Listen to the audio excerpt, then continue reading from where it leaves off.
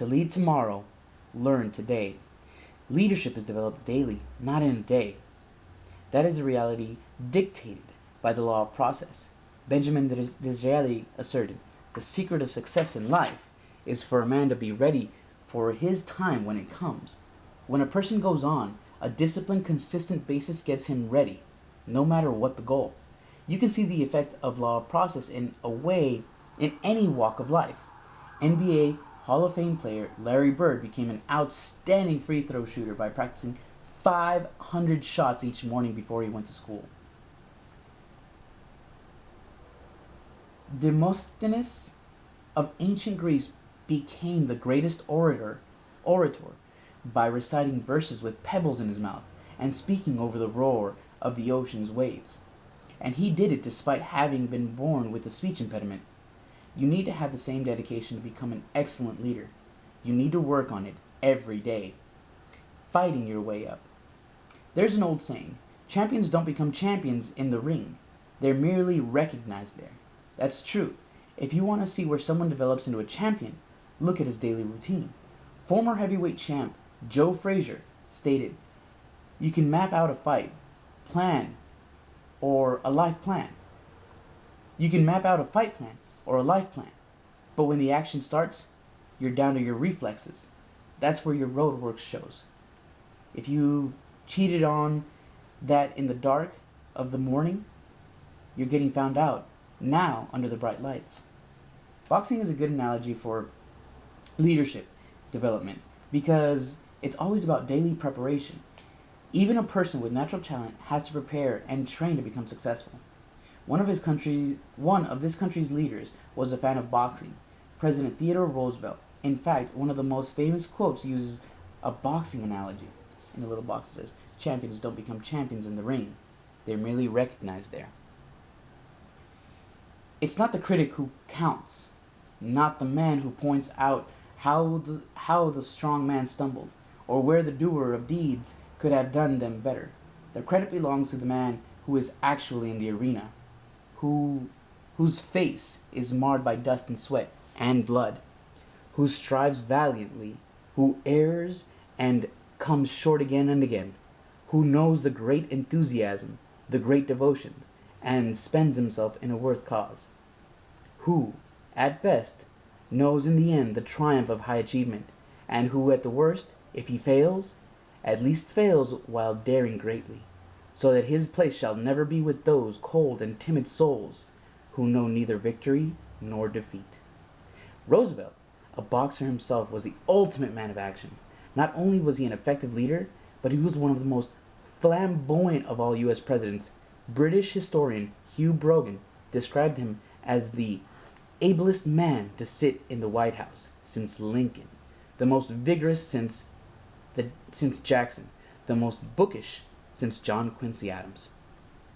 A man of action. T.R., Roosevelt's nickname, is remembered as an outspoken man of action and proponent of the vigorous life. While in the White House, he was known for the regular boxing and judo sessions, challenging horseback rides and long, strenuous hikes. A French ambassador who visited Roosevelt used to tell about the time that he accompanied the president on a walk through the woods. When the two men came to the bank of a stream that was too deep to cross by foot, T.R. stripped off his clothes and expected the dignitary to do the same, so that they could swim to the other side.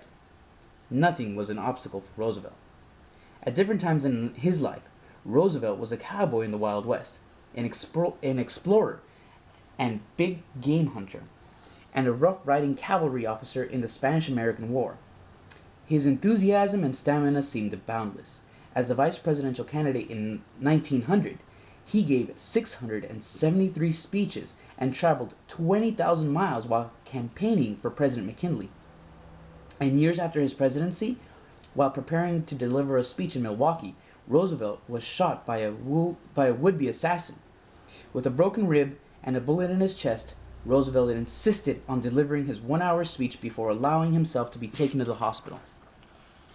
That's beast. Of all the leaders this nation has ever had, Roosevelt was one of the toughest, both physically and mentally. But he didn't start that way. America's cowboy president was born in Manhattan. America's cowboy president was born in Manhattan to a prominent and wealthy family. As a child, he was puny and very sickly. He had debilitating asthma, possessed very poor eyesight, and was painfully thin. His parents weren't sure he would survive. When he was 12, young Roosevelt's father told him, "You have the mind, but you have not the body. And without the help of the body, the mind cannot go as far as it should. You must make the body." Make it he did. He lived by the law of process. TR began spending time every day building his body as well as his mind, and he did that for the rest of his life. He worked out with weights, hiked, ice skated, hunted, rode horseback, and boxed. In later years, Roosevelt assessed his progress, admitting that as a child he was nervous and timid. Yet, he said, "From reading the people I admired, and from knowing my father, I had a great admiration for men who were fearless and who could hold their own in the world. And I had a great desire to be like them. By the time he graduated from Harvard, he was like them, and he was ready to tackle the world of politics." No overnight success. Roosevelt didn't become a great leader overnight. Either his road to the presidency was one of slow, continual growth. His road to the presidency was one of slow, continual growth. As he served in various positions, ranging from New York City Police Commissioner to President of the United States, he kept learning and growing. He improved himself, and in times he became a strong leader. That was further evidence that he lived by the law of process. Roosevelt's list of accomplishments is remarkable. Under his leadership, the United States emerged as a world power. He helped the country develop a first-class navy.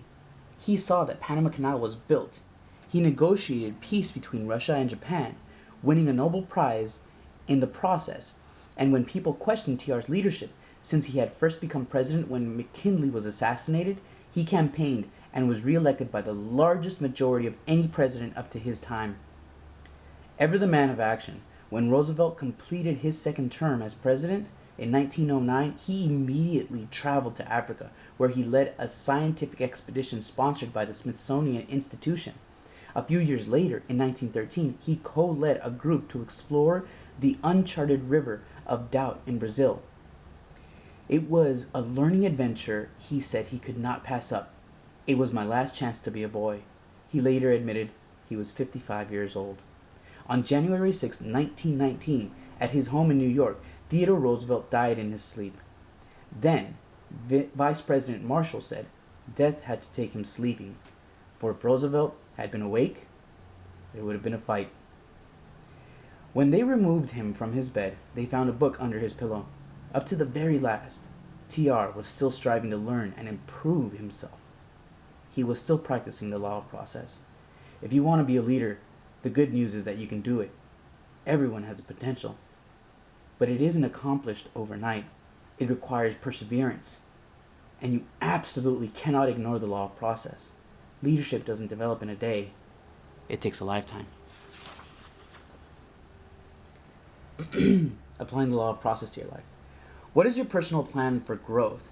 If you're like I was when Kurt Campbell asked me this question, if you have a vague intention to grow, not a specific plan, write out a plan. I recommend that you read one. I recommend that you read one book a month, listen to at least one CD, tape, or streaming message a week, and attend one conference a year. Select the materials in advance. Set aside time for growth on your calendar and start immediately. If developing a plan from scratch seems difficult, you may want to read my book, Today Matters. It contains the personal growth plan I have used for years. Number 2, one thing that separates great leaders from good leaders is the way they invest in those who follow them. Just as you need a growth plan to improve, so do those who work for you.